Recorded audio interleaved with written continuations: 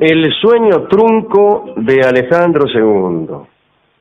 Vamos a contar un asunto amoroso y trágico de la vida del zar Alejandro II. A modo de cuadro de situación, digamos que en 1855 llegó al trono Alejandro II, que fue conocido como el zar liberador, porque en 1861 concedió la libertad a los siervos de la tierra, ¿no?, con su famoso edicto de emancipación.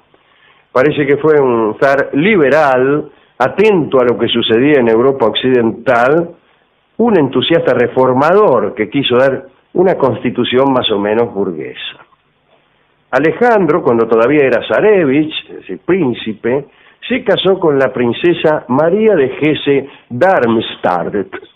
Esto sucedió en 1841. Le costó que su padre, el zar Nicolás I, aceptara esa boda con María de Hesse-Darmstadt, porque la ascendencia real de María era un poco dudosa. Pero Alejandro se mantuvo firme. Estaba perdidamente enamorado de ella y dijo que si no le permitían ese casamiento, renunciaría al trono. Y hubo entonces casorio. En los siguientes 8 años, Alejandro y María tuvieron 8 hijos. Desde luego la belleza de María se esfumó ante tanta actividad. Mientras se le esfumaba la belleza, le crecía el interés por la Iglesia ortodoxa. Así que el príncipe Alejandro, aburrido, empezó a tener amantes entre las damas de la corte. Anduvo con una mujer llamada Olga Kalinovskaya. También anduvo con la princesa Alejandra Dolgoruki y también con la hermana de su mujer, con la cuñada. Su cuñadita se llamaba Catalina y tenía 16 años. No era la cuñadita. Era la hermana, pero de Alejandra Dolgoruki.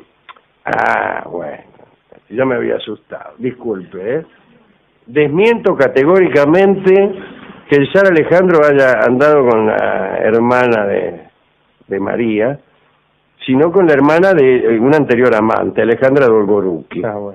Catalina, tenía 16 años, era indiscutiblemente hermosa y se convirtió en el amor de su vida. No de la suya, no, por favor. Durante años, incluso cuando Alejandro se convirtió en zar, se encontraban en secreto con Catalina en una piecita medio miserable que quedaba en la planta baja del Palacio de Invierno. Bueno, tan miserable no debía ser si quedaba en la planta baja del Palacio de Invierno, escúchenme. Los encuentros se descubrieron, vio cómo es esto, y el asunto se transformó en un escándalo nacional. Un miembro de la familia real calificó a Catalina de aventurera intrigante, pero al zar no le importó nada. ¿Qué le iba a importar? Declaró a Catalina su esposa ante Dios y, enamorado, dedicó sus horas a escribirle cartas de amor en francés, varias al día. En 1862, Catalina dio a luz el primero de los 4 hijos que tuvo con Alejandro. Algunos años más tarde, temiendo por la seguridad de su segunda familia, Alejandro instaló a Catalina en el palacio, en unas habitaciones situadas exactamente encima de los aposentos de su mujer, que entre paréntesis estaba muy enferma de tuberculosis. Cuentan que la pobre María oía los ruidos causados por los juegos de los hijos de la amante de su marido. No hay peor cosa que estar enferma y escuchar en las habitaciones de arriba los ruidos que causan con sus juegos los hijos de la amante de nuestro marido. La zarina murió en 1880. Alejandro esperó el mínimo de 40 días que exigía la ley y se casó con Catalina.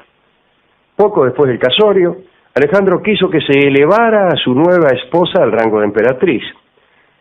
Parece que de todos modos Catalina no la pasaba muy bien en la corte. El resentimiento de los nobles se había intensificado después de la boda. Cuando el zar enfermaba de cualquier cosa, los médicos, que eran contrarios a Catalina, apuntaban que los excesos en las relaciones sexuales le minaban la fuerza necesaria para los asuntos de Estado al zar. En aquel tiempo todavía se creía que las relaciones íntimas producen alguna clase de enfermedad o de menoscabo en la salud. Hoy sabemos perfectamente que es cierto. No, al contrario. Según el protocolo, como esposa morganática que era, Catalina debía ceder el paso a todos los grandes duques y las grandes duquesas. En las comidas no podía sentarse frente al zar, sino que tenía que ubicarse al final de la mesa. Para Alejandro esa situación no podía tolerarse más. Pero lo cierto es que no era posible transgredir las modalidades del ceremonial sin perturbar a otros nobles, de los cuales era preferible seguir teniendo apoyo.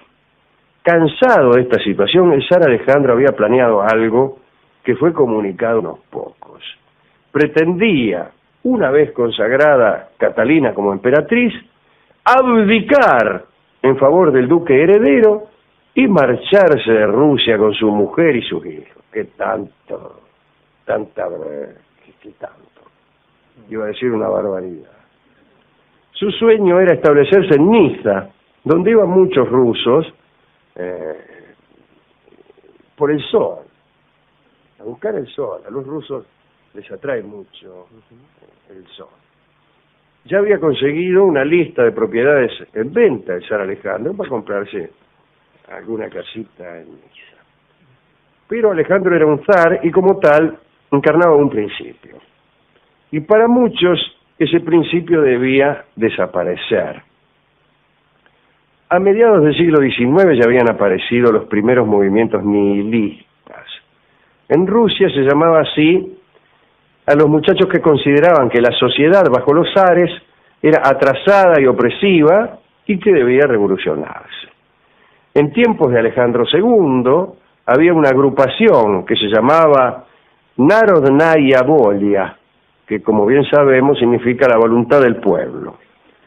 Eran más bien terroristas. Estos aparecieron allá a finales de la década de 1870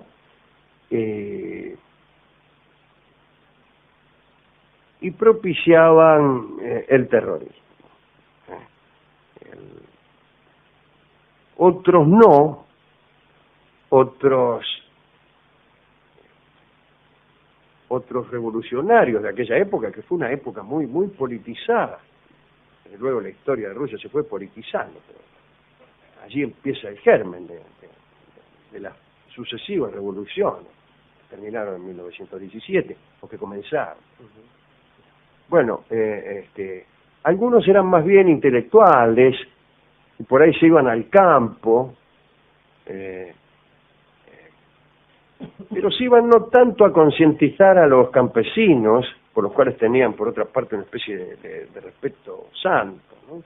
Todavía se tenía la idea de que el campesino era la esperanza de la revolución. Después se tuvo la idea contraria. Pero más que nada parecía una peregrinación para ir a buscar una especie de sabiduría que estos intelectuales de la ciudad pensaban que residían en el campo. Allá en el año 1861, el zar Alejandro libera a los campesinos que eran siervos de la tierra, es decir, estaban condenados a permanecer en la tierra en donde trabajaban. Y les permite trabajar en algunos casos unas parcelas que estaban reservadas para ellos en cada pueblo, y seguir, acatar, mejor dicho, una especie de consejo vecinal que se llamaba el MIR. El resultado fue que la emancipación no fue tal, o no fue tanta, porque de algún modo quedaban los tipos atrapados. Un poco preso. Atrapados porque incluso para resarcir a los dueños anteriores de esa tierra que se les destinaba, se había destinado un dinero, y parte de ese dinero lo ponían los propios emancipados de lo que trabajaban, así que tenían una especie de deuda permanente. Bueno, cosa medio burocrática que hacía muy difícil que alguien se fuera. Lo que sí hacían mucho era por ahí irse por temporadas. La temporada donde no se sembraba, se las tomaban a laburar a Moscú temporariamente. Y ahí es donde empieza a gestarse el modesto proletariado, que después iba a tener una participación decisiva en la revolución. Pero bueno, estos tipos de la voluntad del pueblo eran pesados. Ellos creían que había que liquidar al zar, redondamente.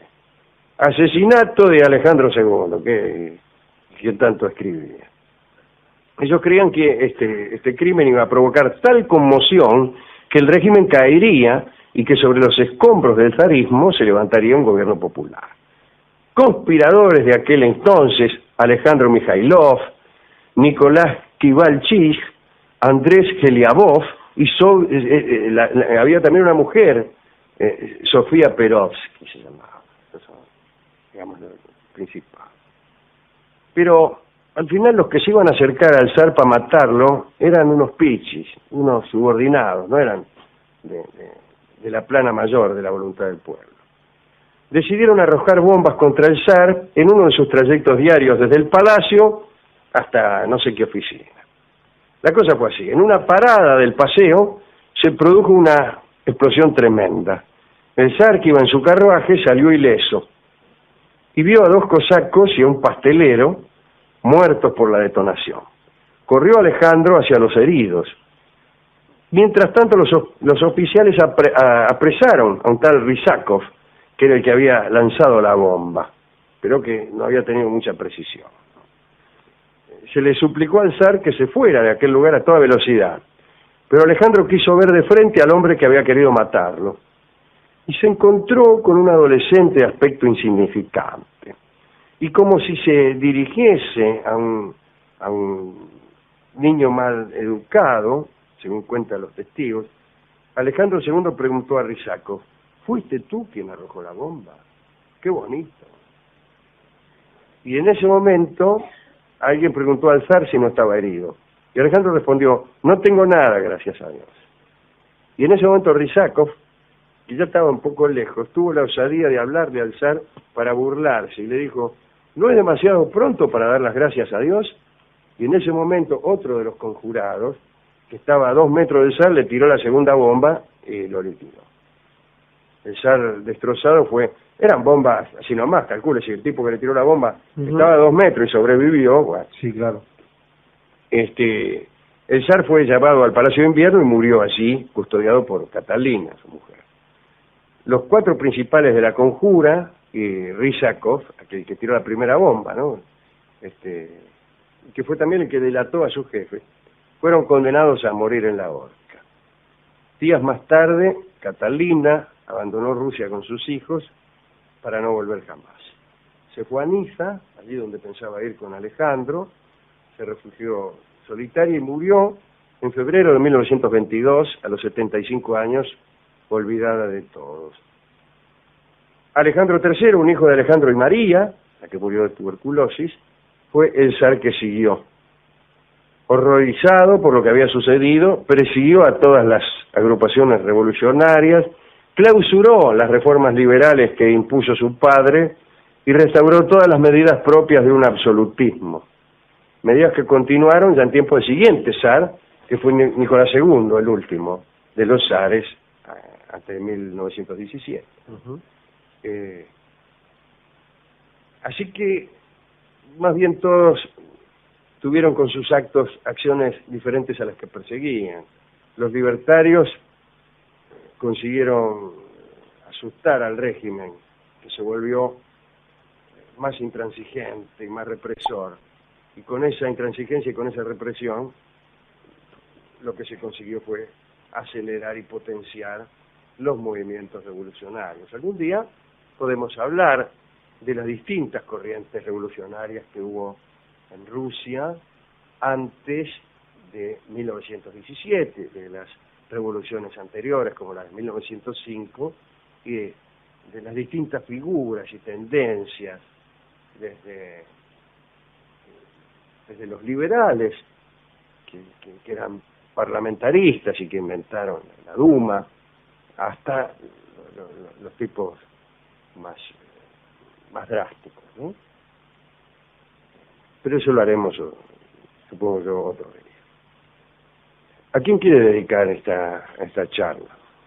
Bueno, centrándome específicamente en la charla, Alejandro, me gustaría hacer una pequeña dedicatoria al zar Alejandro II, que no sé si no le importaba mucho su imperio o era un hombre que vivía muy fuerte el amor, pero que en 2 oportunidades estuvo a punto de renunciar al imperio, primero por María, después por Catalina, y que en definitiva sufre la bomba por bajar a ver cómo se habían sido lastimados otros. Era un poco inocente, pero es preferible esa inocencia a tantas otras astucias, ¿no? De los príncipes. Bueno, hemos ido a buscar una canción y el discotecario, contrariamente a lo que me ocurrió a mí, ¿no? Estaba más interesado en la pobre María de Hesse-Darmstadt, que se vio postergada por una favorita, y entonces nos entregó la bellísima samba que se llama La Triste Cita. Casi estaría cuando escuchaba los ruidos que hacían abajo los hijos de... Eso es lo que me dijo el mismísimo discotecario, que escucharemos La Triste Cita en la clásica versión de don Ariel Ramírez. Adelante. Apolonio de Tiana es la persona de quien hablaremos hoy. Es un personaje más o menos fabuloso, que mucho no se lo recuerda porque no hay necesidad de hacerlo, porque según dicen algunos sigue vivo. Dicen que Apolonio tenía poderes fantásticos y que nunca murió, ¿no?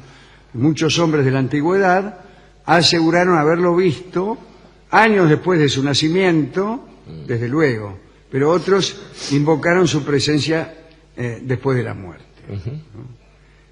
Apolonio nació en el año 1 después de Cristo. Acá le calculan durante el reinado de Calígula o de Claudio o de Tiberio, y yo digo que nació ni siquiera en el siglo I después de Cristo, sino incluso en el siglo I antes de Cristo, ya que el mejor cálculo dice que nació allá por el 4 antes de Cristo. Casi coetáneo de Jesús. Incluso hay muchos que lo comparan con Jesús de un modo bastante absurdo, ¿no? Porque dicen que realizó milagros inexplicables desde la razón. Bueno, por algo son milagros. Cuando usted realiza, por ejemplo, una precipitación, entonces es explicable desde la razón, por lo cual no es un milagro. Claro, y usted tampoco tiene que ver, así que... El caso es que acá dice que es igual a Jesús porque hizo milagros, porque luchó contra los poderosos que oprimían al pueblo, curó enfermos y devolvió la vida a los muertos. También fue juzgado por un tribunal romano. Tampoco se sabe nada sobre su cadáver. Y también dice aquí que era un hombre que manejaba multitudes. Bueno, ahí se diferencia de Cristo. En principio no había muchas multitudes dando vueltas tampoco. Pero tampoco igual, era lo de las Cristo. que había no las manejaba. No las manejaba Cristo, las manejaba... Éramos 12 apóstoles y nos corrían de todos lados. De todas partes, sí, no había fiesta, terminaba tranquila. Acá dice que nació en Tiana, en el año 4 antes de Cristo, en la región de Capadocia turca, lo cual es un anacronismo. Sí, claro. Ya que los turcos en ese tiempo ni soñaban con existir. El nacimiento parece que es extraño. Su madre tuvo un sueño durante el cual quedó embarazada. Lo mismo le pasó a mi hermana. Sí. Se dice que fue discípulo de Pitágoras, que hacía 500 años se había muerto. Pero discípulo en la medida en que nosotros también podemos serlo, ¿no? Seguidor, fue un arduo alumno de Pitágoras. Era vegetariano, que es más o menos la misma cosa. Iba siempre descalzo. Ya se sabe que los vegetarianos van en patas a todos lados. Así les va. Fue atraído por el ascetismo, que es lo que hace cualquier vegetariano. Y durante 15 años no pronunció una sola palabra. Ni siquiera cuando trataban de darle carne.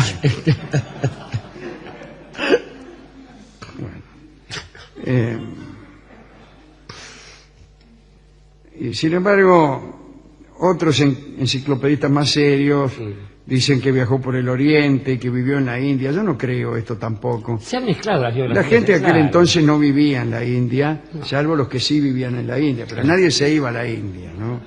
A lo sumo viajaban por Egipto y allí les enseñaban muchas cosas. Hay una de esas historias, esos relatos accesorios sobre la vida de Jesús, incluso entre aquellos que lo llaman Isa, que son los seguidores del Islam, que dicen que fue hasta la India, que ahí adquirió algunas cosas, Claro. algunas nociones y volvió. Parece que es una tradición decir que uno va hasta la India mitad de gusto. Llevaba mucho tiempo en esa época ir hasta la India, además. Sí, sí, claro. Bueno, el que sí fue hasta la India Fue Alejandro de Macedonia. Alejandro de Macedonia, claro. Acá dice que los magos le enseñaron muchas cosas. Yo tampoco lo creo, porque yo no sé si usted se ha tomado el trabajo de leer las supuestas enseñanzas de los magos. Y son una colección interminable de metáforas y alegorías, y no empieza nunca una verdadera enseñanza, ¿no? Cuando yo digo que voy es que vengo, cuando digo que vengo es que voy, que no piense que aprende el que está aprendiendo algo, cuando creas que no aprendes es cuando más aprende, bueno, todo eso. Lo que pasa es que la metáfora quizá es buena como expresión poética, pero mala como órgano del pensamiento, ¿no? Cosa que algunos profesores, y especialmente políticos, no terminan de entender. O sea, la metáfora sirve para la expresión personal, pero no para el ejercicio de la razón. Imagínense que los teoremas se resolvieran con metáforas. Por ejemplo, la suma de los ángulos interiores de un triángulo es como una flecha luminosa en medio de la noche. Sí. Ya entendí, dijo el tipo, claro, nunca más. Sin embargo, si la metáfora es esto, quizás sí, algunas relaciones matemáticas se expresan así. Es decir, que el cuadrado, la suma del cuadrado de los catetos es como el cuadrado, Sí, sí. o sea, que A es a B como Está bien, pues como está haciendo la B misma es a operación. C, Sí. esas relaciones son metafóricas si la metáfora es solamente una comparación. Claro. Yo creo que la metáfora requiere una comparación poética, una comparación que nos acerque intuitivamente a algo de lo que parece alejarnos. Y además la metáfora jamás requiere una identidad plena, porque en ese caso ya recurriría a otro mecanismo, justamente. Naturalmente. Pero está muy bien eso. Bien. O sea, no hay lo anterior cuando hay la metáfora. No, claro. De todos modos, vale aclarar que uno está hablando de magos, de conocimiento en el arte intelectual, y no de gente que aparece y desaparece cosas, ¿no? Como Piedradita, que eso sí te pueden aprender, Enseñar cosas, claro. En el caso de Apolonio, parece que él sabía cómo convidar espíritus invisibles y que podían prestarle incluso servicios en algunas comisiones. El caso es que predicó una religión mística con reglas de meditación y ascetismo, escribió algunas obras, entre ellas una biografía de Pitágoras, en fin. Los enemigos de Apolonio lo pintaban como un hombre entregado a las prácticas mágicas. Bueno, eso era lo que hacía después de todo, ¿no? Apolonio fue divulgado en su acción, en su biografía, gracias a Filóstrato, que era un escritor griego del siglo III, al que no hay que seguir mucho, ¿no? Apolonio tenía una gran popularidad a causa de sus poderes. Imagínense un tipo que puede convocar a los espíritus y obligarlos a ser mandados. Es maravilloso. En general es popular. Sí. Su renombre no conocía límites, y algunos dicen que estos poderes provenían del diablo. No creo. Esta cosa de meter al diablo en todas partes no era propia del siglo I. No, ciertamente. Además, no trabajaba tanto todavía. No, todavía no. Apenas si era un comparsa de segundo orden. Exactamente. Apolonio era heredero de una ilustre familia, descendiente de los fundadores de Tiana, y ya desde la infancia asombró a todo el mundo.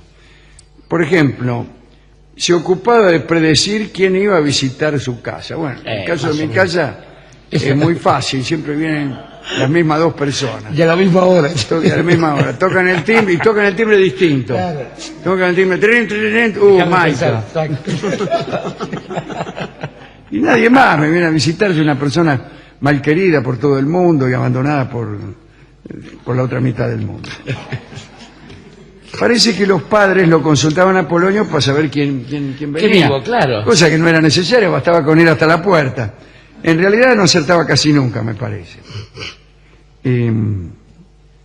Cuando llegó a la adolescencia, renunció a comer carne y a vestir la piel de los animales. Además hizo un voto de abstinencia y un voto de silencio que duró 5 años según un biógrafo y 15 según el otro. Bien. Y durante esos 5 años no hablaba con nadie. La gente incluso lo provocaba, tentándolo a las contestaciones. Por ejemplo, diciéndole, ahí viene el doctor Alderete. Y él se mordía, resistía, transpiraba, pero aguantaba. Después dejó la fortuna que tenía a su hermano y vivió en una estricta y voluntaria pobreza. Tuvo seguidores, unos muchachos que lo consideraban un nuevo Pitágoras y algunos lo consideraban un nuevo Dios. Un día su discípulo Menipo, así se llamaba, empezó a reírse a carcajadas porque se había enterado de que Nerón competiría en los Juegos Olímpicos. Apolonio habló y dijo lo siguiente: Nerón se quedará con la medalla. Eran los años en que hablaba. Mencionó en los Juegos Olímpicos y la adulación y el miedo recorrerán nuestro camino. Y se confirmó. Una mañana llegó un mensajero para afirmar que Nerón había salido vencedor 3 veces, una atrás de la otra, y había sido coronado en los Juegos. Por consiguiente, Nerón ordenó a todos los súbditos del imperio alegrarse. Claro, está muy bien. Eso es una orden. Es una orden maravillosa. Toda la gente se alegró inmediatamente, imagínese. Si usted no se alegraba, lo liquidaba. Claro.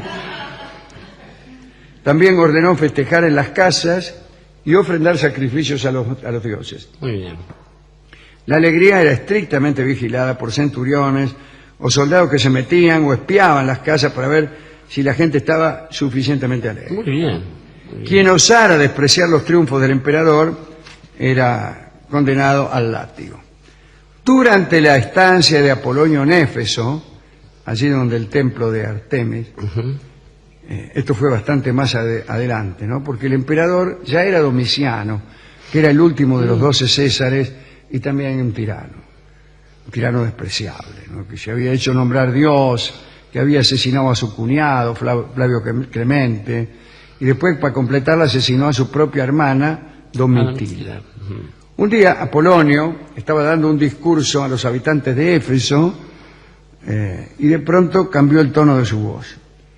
Dijo, seguro la muchedumbre pensó, ¿vio? Cuando uno cambia el tono de voz, está hablando y dice, ¡ay! Dice, algún demonio se aprovechó de él, porque sabían que este muchacho tenía trato con los demonios, ¿no?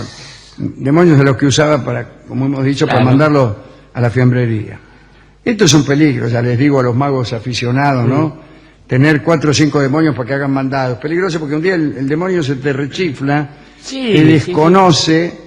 Y hace lo que quiere. Chao, y te hace lo que quiere. Mal, queda como el traste, claro. Bueno, Apolonio estaba ahí hablando y de golpe empezó a tartamudear. Su lenguaje se volvió incoherente. Momento mandados 4, demonios 5. Empezó a decir. En un momento dio 3 pasos hacia adelante y dijo, el tirano ha dejado de existir, acaba de morir en ese instante, ¿no? Todos pensaban que Apolonio se había vuelto loco, pero no, bla, bla, bla. Al rato vinieron los enviados y Domiciano había muerto.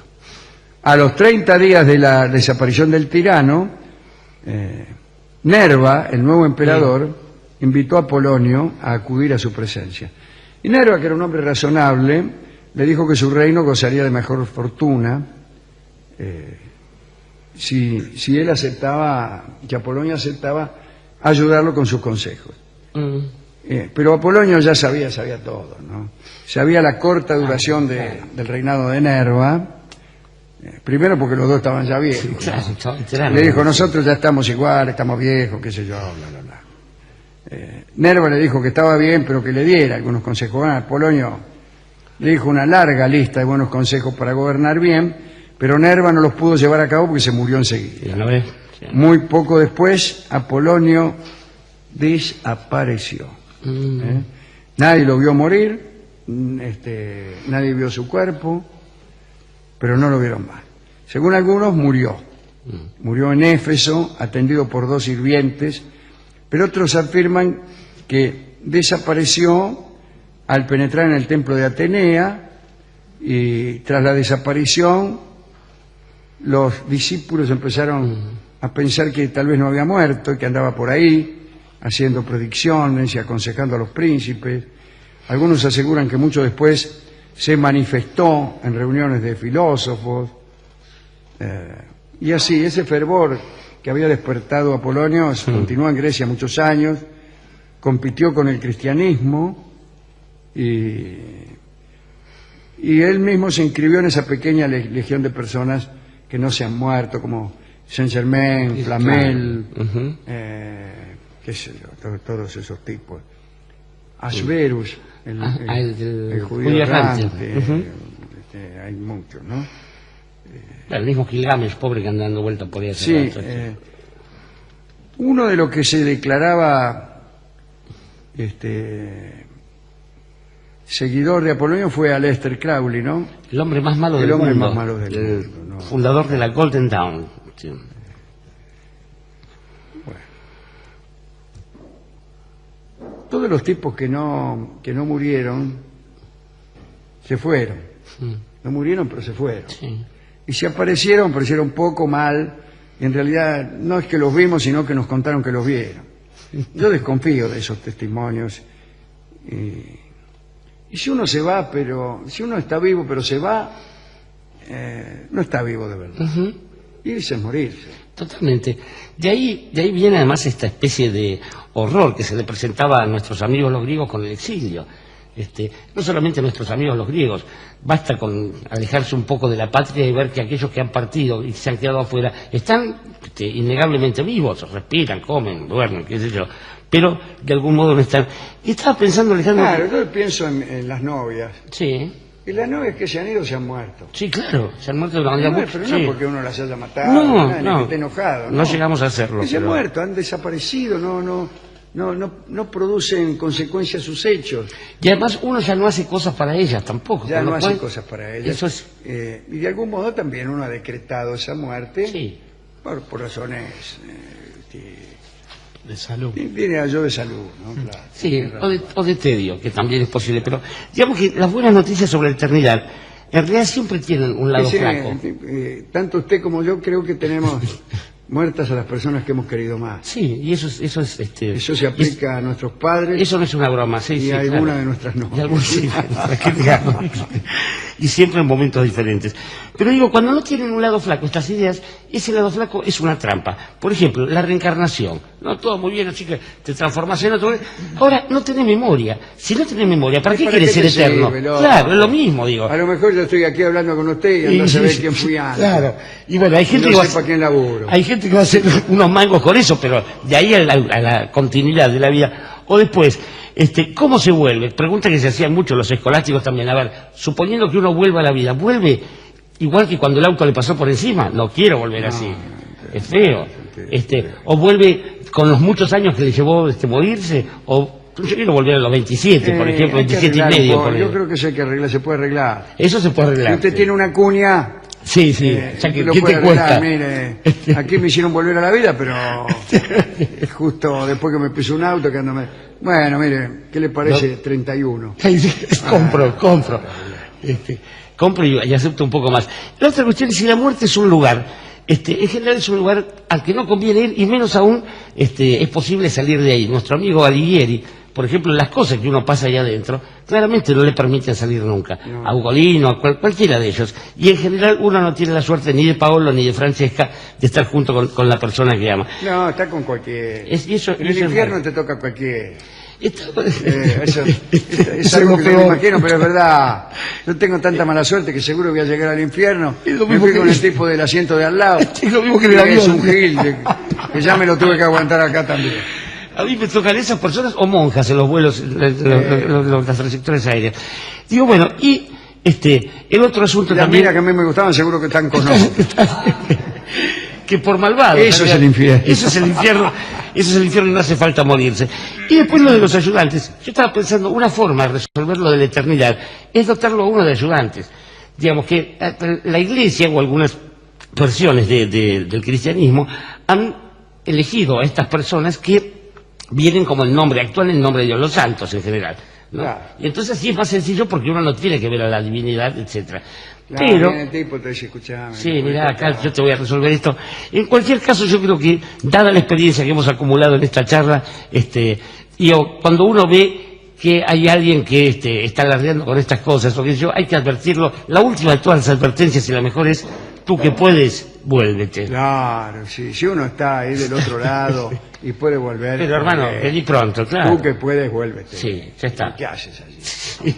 Así que vamos a escuchar esta canción, que es una reflexión acerca de la imposibilidad del regreso. Regreso. Muy bien. Y la escucharemos, una canción de Atahualpa Yupanqui, que cantará Suma Paz.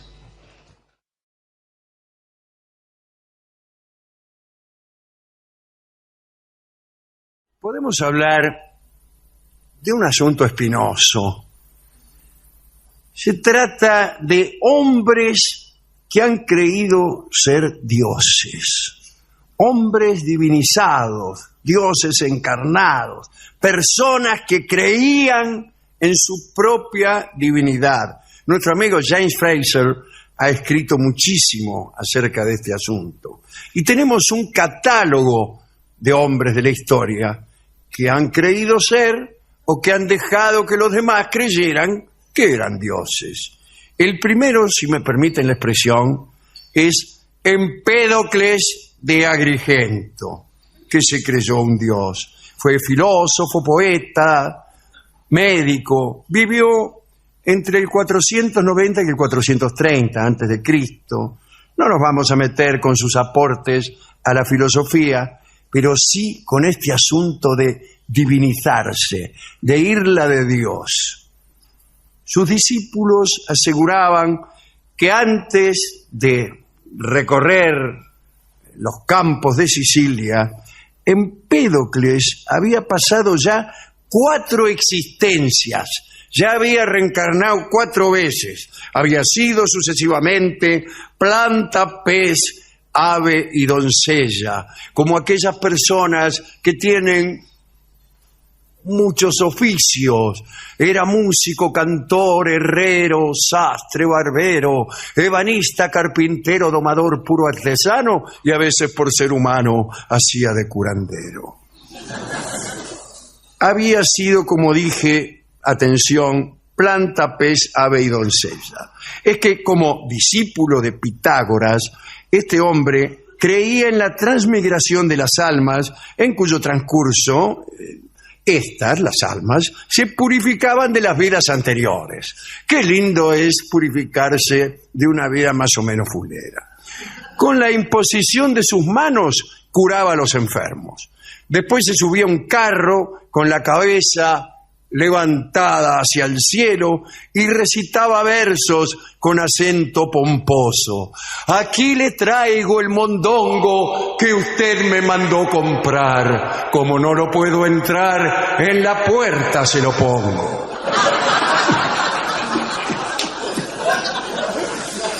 A la manera homérica.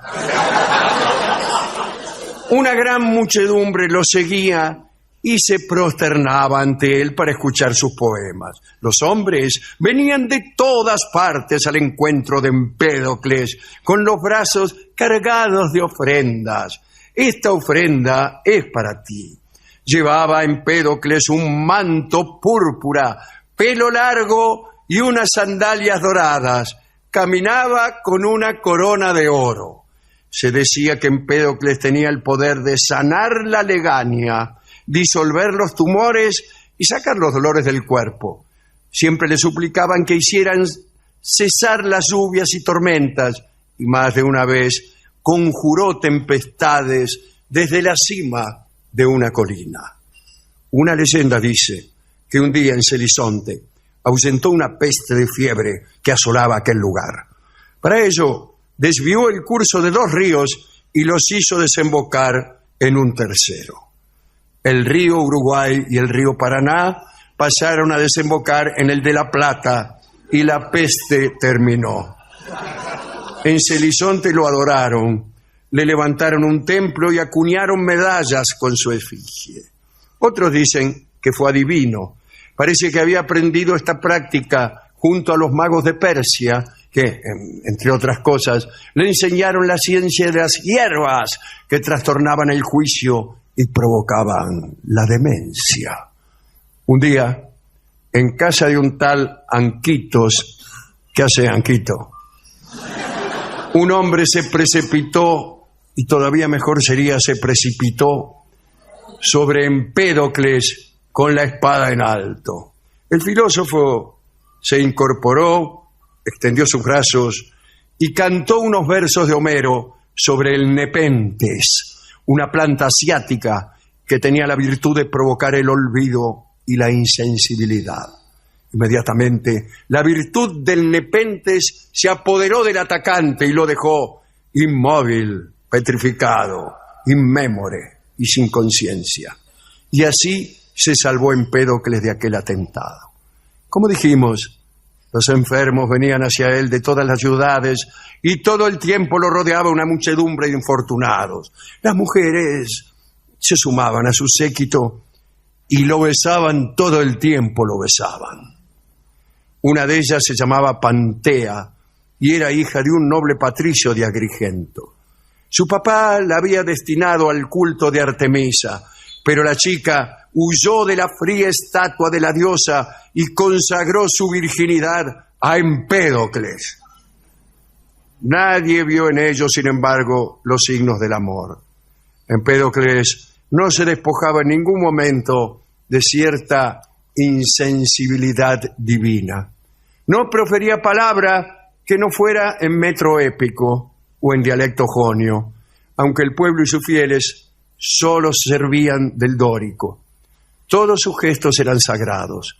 Cuando condescendía a inclinarse sobre los hombres, era solo para bendecirlos o para sanarlos de alguna fulería. La mayor parte del tiempo permanecía silencioso. Jamás ninguno de los que lo seguían consiguió sorprenderlo dormido. No apolillaba nunca. Pantea iba vestida como una reina, de lana fina y oro de tisú. Un kiosco de malaquita, un gran manto de tisú y una gentil princesita, tan bonita Margarita, tan bonita como tú. Disculpen ustedes.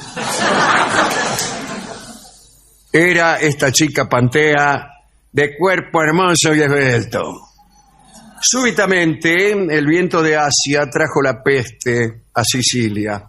Murieron cientos de hombres y todo el ganado. La hermosa Pantea también fue presa del mal. Cayó a los pies de Empédocles y dejó de respirar. Ajá. Los que la rodeaban levantaron el cuerpo y quisieron reanimarla con vino, aromas y especias. Nada. Empédocles ni se mosqueó. La miró al instante, se sacó la corona que llevaba y la puso sobre la frente de la muerta. Luego colocó sobre su pecho una guirnalda de laurel. Cantó unos versos sobre la migración de las almas y le ordenó 3 veces que se levantara y anduviera. Una muchedumbre, ¿no? Muchedumbre. A ver, muchedumbre. Al tercer llamamiento, Pantea revivió y se puso de pie. Muchas gracias. Muchas gracias. Muchísimas gracias. Muy amables, muy amables. Se demostró que Empédocles también tenía potestad sobre la muerte. Siniacantes, el papá de Pantea, al saber lo ocurrido, adoró a Empédocles, le regaló cosas, en fin, libaciones, sacrificios, una porquería. Segundo hombre divinizado, el caudillo Tracio Cotis, se creía un dios pero estaba loco, medio solado, ¿no? Vivió allá por el siglo I antes de Cristo. Cotis creía que estaba enamorado de la diosa Atenea, y decidió desposarla. Dice, más si yo me caso con Atenea, en vez de buscar alguna gila por ahí, me caso con la diosa de la sabiduría. Hizo preparar entonces un gran festín, sándwiches de miga, etc. y arregló en un lugar apartado una cama espléndida incrustada con oro. No sé si es bueno que una cama esté incrustada con oro. Y piedras preciosas. Después se sentó a la mesa, se puso a escabiar con los invitados y bebieron vinos mezclados y puros en cantidad. Los cortesanos lo felicitaban, che, te felicito, qué sé yo. Ya completamente ebrio, mandó un guardia para ver si la diosa ya lo estaba esperando en la catrera, en la cama. Y anda a ver si está la diosa Atenea. El tipo volvió y haciendo una reverencia le dijo a Cotis que la cama estaba vacía. Cotis lo mató en el acto con una jabalina y envió a otro guardia. El guardia regresó arrastrándose y dijo que no había nadie en la cama. Una segunda jabalina lo dejó ensartado en el piso. Después Cotis envió a un tercer guardia y el tercero, prosternándose, le dijo: señor, hace ya tiempo que la diosa os espera. Y salió rajando.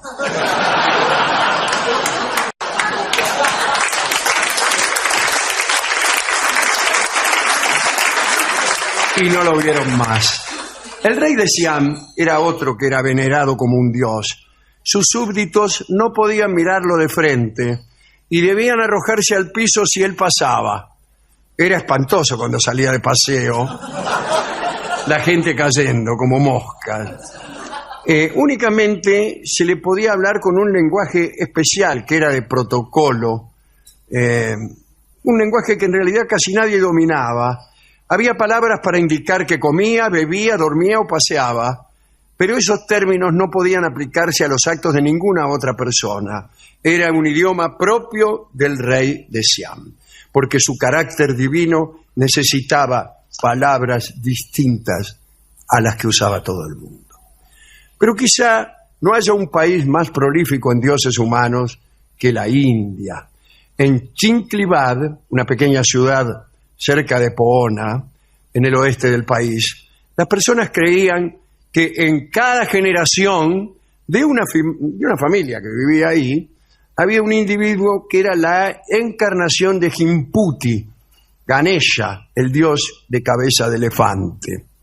La deidad encarnó por primera vez en 1640 en la persona de Morava Gosein, un brahmán que buscaba la salvación por la abstinencia, la mortificación y la oración. Su actividad fue recompensada. El Dios mismo se le presentó y le prometió que residiría en su cuerpo y en sus descendientes hasta la última generación. La promesa se cumplió y de padre a hijo, 7 generaciones sucesivas fueron divinas y veneradas por el pueblo. Pero el último de la línea directa de sucesión era un dios obeso y miope que murió en 1810 y los brahmanes desesperaron. Era una pérdida irreparable que las futuras generaciones no conocieran al dios Jimputi. Por consiguiente, los brahmanes buscaron y consiguieron otro recipiente en el cual el maestro se revelara de nuevo y afortunadamente el asunto continuó en una interrumpida, o mejor dicho, ininterrumpida sucesión de encarnaciones. Fraser dice: una ley misteriosa de la economía espiritual, cuya vigencia lamentamos, dispone que los milagros hechos en estos días sean mezquinos y perversos. No pueden compararse con los que se hacían antes. Hoy, en Chinklivad, el Dios encarnado opera un triste y único milagro. Invita a cenar una vez al año a unos pocos fieles. Hablemos de la China para finalizar. En el Linfangiliang, que es una oficina china, la oficina colonial de Pekín, hay un registro de todos los dioses encarnados del Imperio Chino.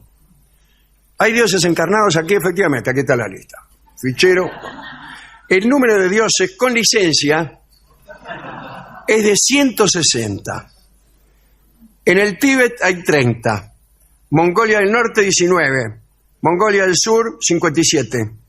El resto, Pekín. la administración china del siglo XIX prohibió, mediante un decreto, que los dioses registrados, por ejemplo, en el Tíbet, volvieran a nacer o a reencarnar fuera del Tíbet, ponele en Pekín. Imagínense qué desorden, porque estos dioses podrían, por ejemplo, generar situaciones de patriotismo, de preferencia. Si alguno no se comportaba como correspondía y era sorprendido con espíritu belicoso o injusto, era inmediatamente encerrado en un monasterio lejano y se le prohibía a este dios para siempre, vaya uno a saber cómo lo prohibían, ¿no?, renacer en otra persona. Lamentablemente, señor Dios, usted no puede renacer en otra persona. Chao. Cuando alguno de estos dioses era rechazado, castigado o degradado, procedía a insistir, a perseverar, a reclamar y a escandalizar a todo el vecindario, despertando al todo el mundo y golpeando las puertas del cielo.